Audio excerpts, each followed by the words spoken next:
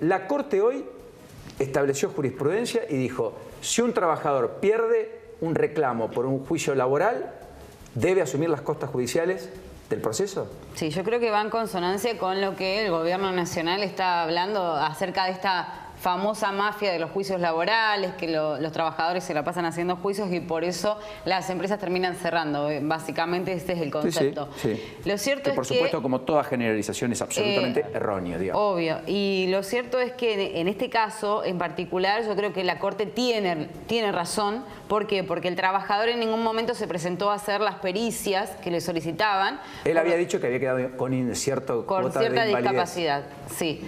Y cuando le pidieron que se presente a hacer la pericia, obviamente para verificar el estado de incapacidad, nunca fue.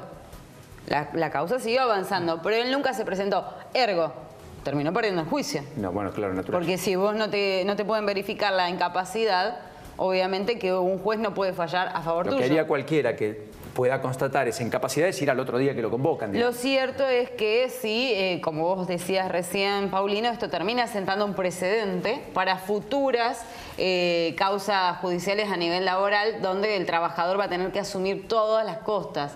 Generalmente, y esto se entiende en derecho laboral, justamente es el famoso indubio pro reo, el indubio properario, porque el empleado es el eslabón más débil dentro de esta cadena. Entonces, siempre la justicia laboral, salvo excepciones, termina fallando a favor del trabajador. Bueno, la idea es que con este precedente que está sentando la Corte, la gente, antes de iniciar un juicio, lo piense bien. Bueno, pero es que es lógico, porque digamos, no se puede plantear un juicio y no asumir ningún costo, porque las decisiones, en todo caso, siempre tienen costo. Uno toma una decisión, beneficia y perjudica a determinados sectores. Es el famoso costo de oportunidad. Sí.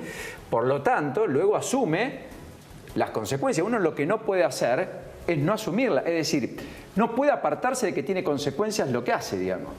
Entonces, la verdad es que acá era bastante curioso, porque planteaban la demanda, perdía o ganaba, no había costo. Y podían demandar cualquier cosa, 1 millón, 2, 3, 20, 50, no había problema.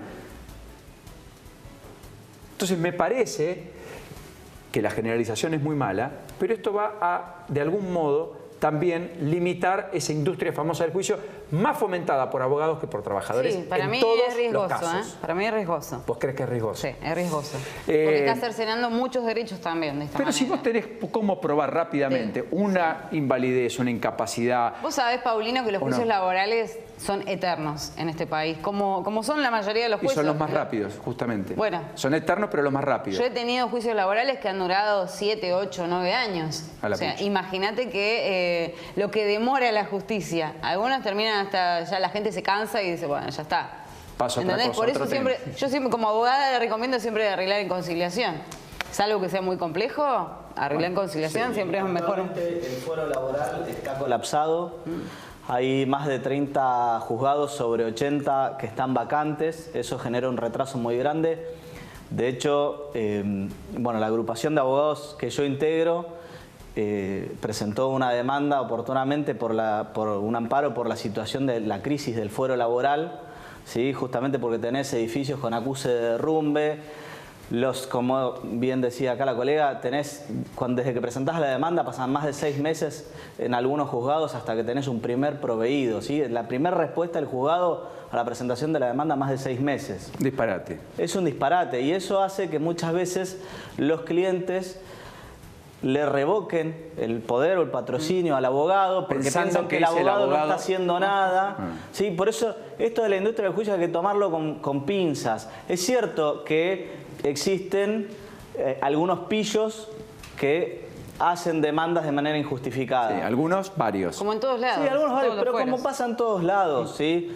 Por eso es bueno que tengan la condena. Y también hay jueces que planchan las causas. Por supuesto. De hecho, en Córdoba hay un grupo de abogados y también de médicos que fueron procesados por asociación ilícita. Exactamente, y es un fallo que sentó jurisprudencia. Exacto, pero y con respecto al fallo de la Corte, no es solamente el hecho de que si pierde el trabajador tiene que pagar. Lo que sucede acá es que se presume o se comprobó, para el caso, que había temeridad y malicia, ¿sí? Entonces, en esos casos, Ya hay, incluso también en otros fueros, jurisprudencia que hace justamente que la parte actora, que es la que inicia la demanda, tenga que pagar las costas del proceso.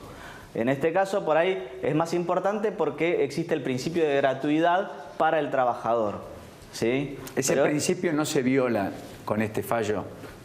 No, no porque justamente... O sea, litigar puede, no paga antes.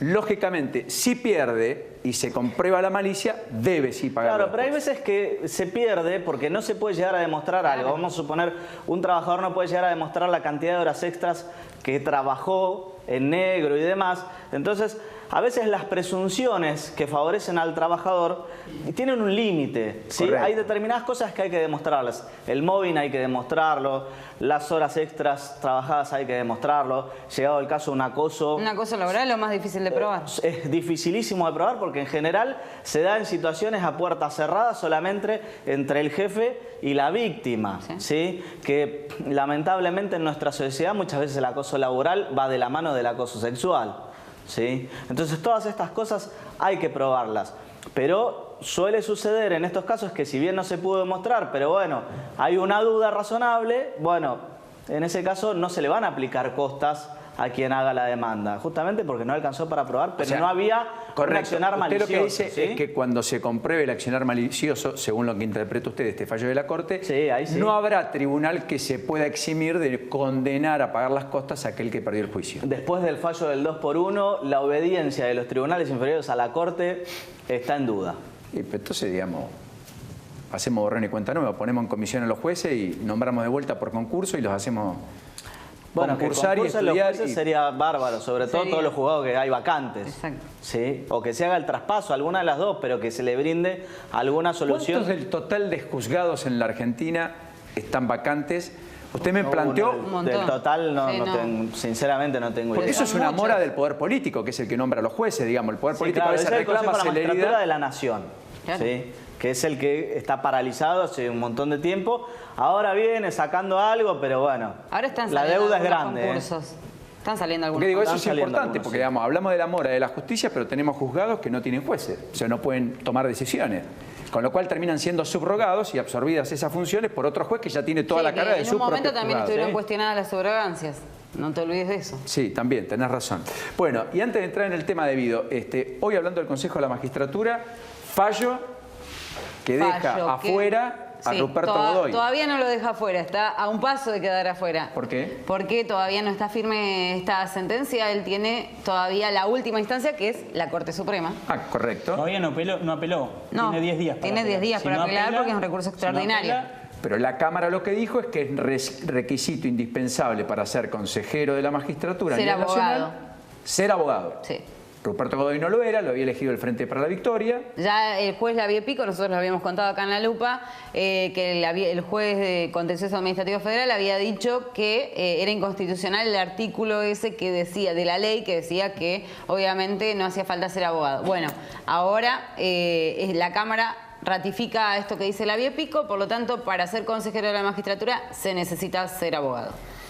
Bueno, a propósito de todos estos temas, ¿usted cree que en la Argentina hay un código de ética para los abogados o no? Sí, lo hay. De hecho, está en la ley de colegiación. ¿Y cuál es la sanción para el que no lo cumple? Bueno, las sanciones son graduales, ¿sí? ¿Pero hay sanción? Porque hay incumplimientos, si se quiere, o sea, el que patrocinó que son, a este como todo, tenemos faltas leves. ¿Le corresponde alguna sanción porque lo hizo con real malicia, digamos, generando que todo un proceso judicial esté abocado a una causa que nunca debió prosperar? Bueno, hay que ver primero que nada si la inasistencia del trabajador a las pericias se debe justamente a alguna responsabilidad del abogado o no. Digo, porque hay veces que realmente la gente, hoy en día pasa mucho con los celulares y especialmente con los trabajadores, que la gente, bueno, tienen un celular, no sé, lo pierden, como son con tarjeta, pierden el chip, no recuperan el número, los colegas no tienen forma de ubicar al trabajador y a veces suceden este tipo de problemas por los cuales, bueno, se ausentan a una audiencia, suponiendo que por el estilo. Suponiendo que hay una responsabilidad del abogado, y sí, seguramente. ¿Cuál es la pena? Ninguna. El abogado sigue ejerciendo, no es que el código de ética implica que le el código de ética llega hasta la sanción de inhabilitación. ¿Y tienen sancionados? Sí, ¿Hay abogados? Hay abogados sancionados, sí, eso lo pueden verificar en el la tribunal. Ciudad de Buenos Aires? Sí, en el Tribunal de Disciplina del Colegio de Abogados. Mire usted. Sí, hay. Conocer, digamos, algún caso. Bueno, ¿qué está pasando en la justicia? ¿Hay revuelo? ¿Hay pelea y discusión política? ¿Hay enfrentamiento con el gobierno? ¿Qué está viendo? Bueno, es algo similar a lo que pasaba en el 2015. Siempre cuando se vienen las elecciones se mueve un poquito el avispero, sobre todo en el fuero federal, ¿no? La verdad es que hay una muñeca ahí política que también tienen los jueces, son tiempistas, saben los momentos oportunos para resolver o reflotar determinadas causas que, bueno, duermen el sueño de los justos durante años y después, llegado el momento... Pero eso no habla bien de un juez. El juez tiene que buscar la verdad. No, seguro que no, seguro que no. Pero bueno, es la justicia federal que tenemos. Es el Ollarvide, digamos, de otro tiempo. Y ojo, en esto yo también quiero marcar una gran diferencia entre lo que es por ahí la justicia federal, que está obviamente mucho más politizada que el resto de la justicia, de lo que es justicia ordinaria, donde sí encontramos por ahí jueces que son mucho más independientes que los jueces federales. Probablemente por eso no los conocemos, porque son muchos más probos, lo hacen apegado al ejercicio de la ley, buscando la verdad. También los hay, naturalmente, porque si no sería un desaguisado esto, ¿no? Sí, seguramente que sí. ¿El traspaso lo ve viable de la justicia a la ciudad o no? A ver, yo deseo que se haga porque la justicia de la ciudad es una justicia mucho más efectiva, es mucho más rápida y mucho más próxima al ciudadano, ¿sí? Y desde esa convicción yo creo que lo mejor para todos va a ser que haya un traspaso, ¿sí? Y a la larga se va a notar una justicia mucho mejor para la gente. Lo que veo es que primero que nada, hasta las elecciones de octubre no se va a mover nada, porque el traspaso genera resistencia y genera, si se quiere, que se pueda explotar políticamente este proyecto. Entonces, ahora, para evitar... Eso quiere decir que en campaña no se puede discutir si algo es bueno o es malo, hay que postergarlo porque todo lo pueden usar a favor o en contra, con lo cual hasta noviembre, en el mejor de los casos, usted no ve el traspaso. Yo no veo que se haga el traspaso por lo menos de acá a noviembre. Sí, ¿Y el traspaso? Ojo, por ahí, el lunes que viene por ahí sale y bueno, me tapan la boca. Lo dudo. Pero no ¿Y el lo traspaso creo. empezaría por la justicia? En principio, los convenios son por la justicia penal, ¿sí? La justicia penal ordinaria, por supuesto, ¿sí? Y la justicia del consumo. También el registro de la propiedad inmueble y la IGJ, ¿sí? El de las personas jurídicas. De justicia, digamos. Sí. Que hoy tiene asentamiento federal y que pasaría a tener una órbita de la Ciudad de Buenos Aires. De la Ciudad de Buenos Aires. O sea, todo aquello pasaría a ser todo local. ¿Sí? Porque acá tenemos una confusión con esto de que la capital federal sigue siendo capital federal, pero a la vez es Ciudad Autónoma de Buenos Aires, donde tenemos superpuestas unas cuantas funciones. ¿Han suspendido muchos jueces en la ciudad, en el Consejo de la Magistratura? No, salvo el caso de, ¿se acuerdan de Lali Parrilli? La de la jueza que salió filmada en todos los noticieros. Pateando... ¿Cómo decía? Ninguna rubia acá o algo por el estilo. Salvo ese caso, han habido sí sanciones, pero ningún juez fue removido. Sí. Pero también es una justicia mucho más joven, ¿eh? Son menos de 20 años. ¿Cuántos son los consejeros hoy? 9. Los consejeros son 3 por el estamento de la legislatura, 3 jueces, 3 abogados. ¿Y eso está funciona? mucho mejor repartido, sí, porque está mucho mejor repartido que a nivel nacional. Y es mucho más equilibrada la fuerza respecto a nivel nacional, claro, porque a nivel nacional la política manda, sí. En cambio, o sea, la política nombra a los jueces y la política saca a los jueces. Sí, lamentablemente es así. Y en definitiva cambian los gobiernos y sigue igual.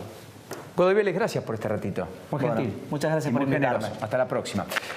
Siempre es bueno conocer personas vinculadas al mundo del derecho y en particular los que toman decisiones del Consejo de la Magistratura, ni más ni menos que es el órgano competente para nombrar y al mismo tiempo sacar jueces, en este caso en el ámbito de la Ciudad de Buenos Aires.